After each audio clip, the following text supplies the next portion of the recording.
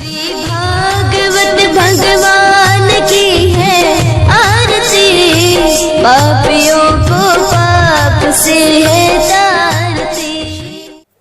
हरे कृष्णा। सभी भक्तों को श्रीमद् भागवतम के सत्र में हार्दिक अभिनंदन और सुस्वागतम। आज का हमारा विषय है श्रीमद् भागवतम के चतुर्थ स्कंद का 24वां अध्याय। विषय है शिव जी द्वारा की गई स्तुति का ज्ञान।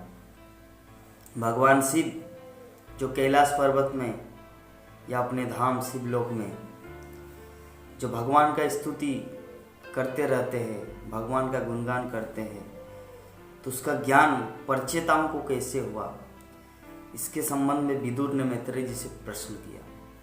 विदुर ने पूछा कि हे महर्षि मैत्रेय, कि परचेतागण मतलब प्राचीन बरही के पुत्रगण, प्राचीन बरही जो अपने समस्त पुत्रों को तपस्या करने के लिए, शुद्ध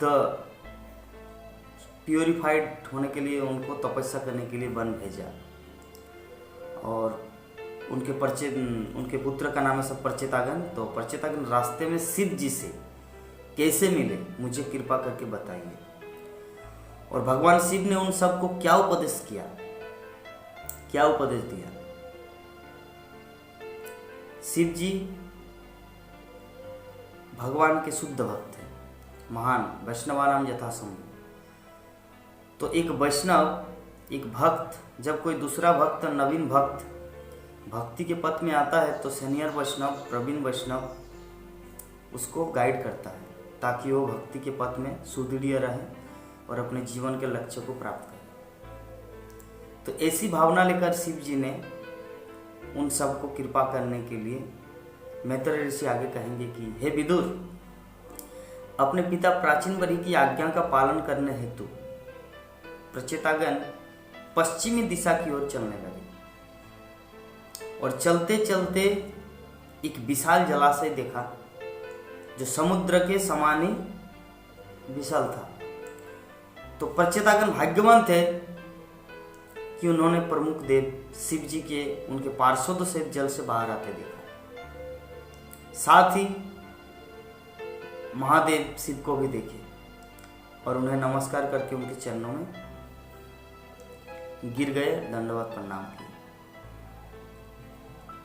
तो शिव जी जब परचेतागण को देखा तो अत्यंत प्रसन्न हो गए। इतना प्रसन्न हो क्योंकि सामान्यतः शिव जी पवित्र तथा सदाचारी पुरुषों के रक्षक है। वो इस प्रकार बोले। ऐसे में शिव जी इतना करुणावान है कि यहाँ तक कि भूत प्रेतों को भी वो आश्रय देते हैं। और यहाँ पे सदाचारी और वैष्णव की क्या बात है, जो लोग तपस्या करने के लिए घर परिवार छोड़कर वन की ओर गमन कर रहे हैं, तो इसकी और बात क्या है, इसको तो शिव जी अपने दिल से लगाएंगे। तो समस्त परचेतागण को देखे और देखने के बाद वो बोलना प्रारंभ किया कि तुम सभी प्राचीन बरही के पुत्र हो, ये मुझे पता है, तुम्हारा कल्याण हो। मैं जानता हूं कि तुम क्या करने जा रहे हो, अतः मैंने तुम पर सब पर कृपा करने के लिए अपना दर्शन दिया है।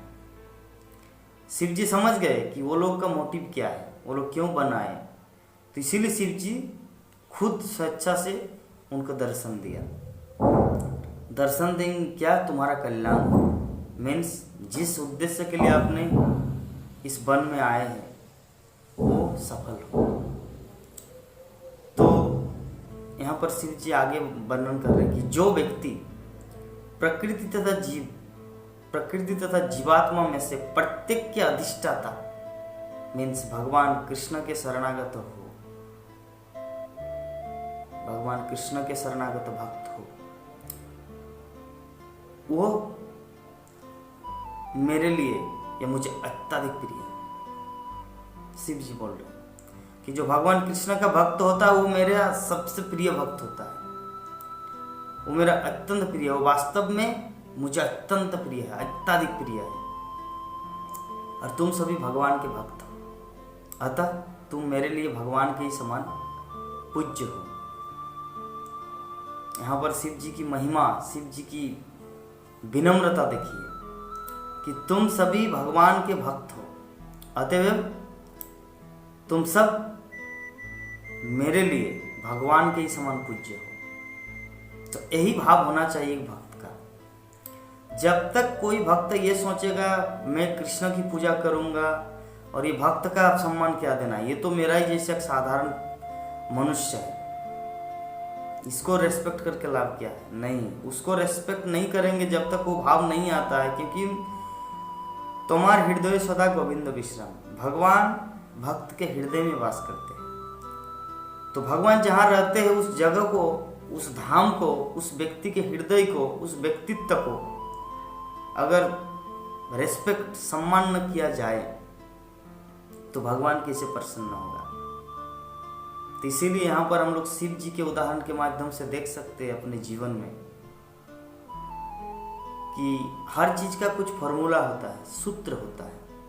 उस फॉर्मूला के अनुसार जो चलता है वो जीवन में सफल होता है, और जो अपने मन के ढंग से चलता है वो विफल हो जाते हैं। तो यहाँ पर भगवान शिव जो सारा जगत जिसे भगवान की उपाधि दिए गए, इस समय भगवान तो एकमात्र विष्णु है, कृष्ण है।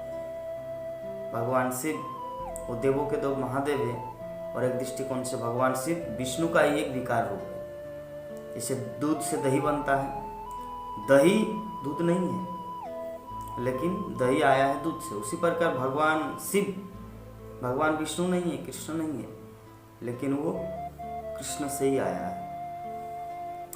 तो इतना महान व्यक्तित्व होने के बावजूद भी वो भगवान कृष्ण के सामने अपने आप को कितना तुच्छ या विनम्रता प्रदान प्रेजेंटेशन कर रहे हैं। और इससे भी बड़ी बात कि वो अपने आप को भगवान के भक्तों के सामने भी छोटा महसूस कर रहे हैं कि तुम सब मुझे उतना ही प्रिय, बहुत अत्यंत प्रिय हो, क्योंकि तुम सब भगवान के भक्तगण हो।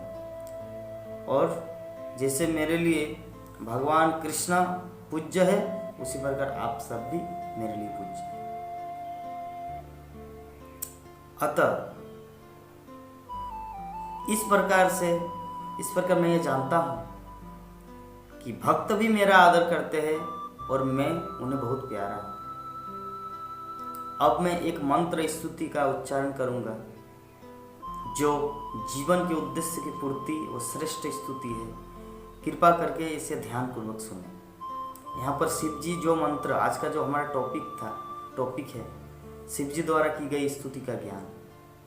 शिव जी जो स्तुति करते भगवान का, ये ज्ञान किसको हुआ? प्रचेतागण को। कैसे हुआ? शिव जी खुद अपनी स्वेच्छा से उन सबको बताया ताकि उनका कल्याण हो। इसीलिए वो बोले कि मैं जो उच्चारण करूंगा स्तुति का, उसको आप लोग ध्यान पूर्वक सुनो। और भगवान शिव क्या स्तुति कर रहे हैं? यहाँ पर भगवान शिव स्तुति करेंगे कि भगवान कृष्ण कितने महान हैं। उन्होंने अखिल ब्रह्मांड जगत की सृष्टि की, समस्त चराचर जगत का पालन कर रहे हैं, समस्त जीवात्माओं को अपनी अपनी इच्छा अनुसार कार्य करने की स्वतंत्रता दी है। जो भी जीवात्मा इस जगत में आते हैं और थक जाते हैं, भगवत धाम जाने का प्रयास करते हैं, भगवान उनके लिए शुद्ध भक्त गुरु के रूप में भेज देते। इस प्रकार भगवान शिव हर तरह से विभिन्न प्रकार से स्तुति की, और जिसके माध्यम से एक भक्त की पहचान होती है कि अपना जो रियलाइजेशन, अपना जो अनुभव भगवान के लिए वो दूसरों के सामने बताए। और शिव जी यहाँ पर वही चीज़ वर्णन कर रहे हैं। एक्चुअली उसको पता है भगवान कितने महान है, हाउ ग्रेट कृष्ण इज। परंतु जन सामान्य के लिए हर किसी को कृष्ण के बारे में ज्ञान नहीं है। इसीलिए शिव जी यहाँ पर वर्णन करें कि शिव जी भगवान कृष्ण की स्तुति इस प्रकार प्रारंभ की कि हे प्रभु, हे पुरुषोत्तम, हे जगन निवास, हे जनार्दन, आप धन्य हैं। आप सभी सर्व सिद्धों में महान हैं, और चूंकि आप उनका कल्याण करने वाले हैं, सब प्रकार से कल्याण करने वाले हैं, अतः आप मेरा भी कल्याण करें। मैं आपको नमस्कार करता हूँ। तो ये शिव जी यहाँ पर विभिन्न अनेकों स्तुतियाँ गाएंगे, और ये समस्त स्तुति प्रचेतागण श्रवण करेंगे। तो स्तुति के माध्यम से क्या होता है ना, भगवान की महिमा का प्रकाश होता है कि भगवान कितने महान हैं। एक व्यक्तित्व के बारे में जब तक उनके बारे में कुछ बताएंगे नहीं तब तक वो कितना महान है पता नहीं चलता। इसीलिए इस श्रीमद् भागवत की कथा, श्रीमद् भागवत में विभिन्न शास्त्रों में भगवान की जो रूप गुण लीला महिमा का कीर्तन किया गया है, ये कीर्तन को सुनना है। क्योंकि जितना हम लोग ये सब श्रवण करेंगे भगवान कृष्ण के प्रति हमारा उतना आकर्षण होगा, और जितना हमारा भगवान के प्रति आकर्षण होगा तो हमारा जीवन सफल होगा। क्योंकि मृत्यु के समय कोई नहीं बचता, एकमात्र हरिनाम।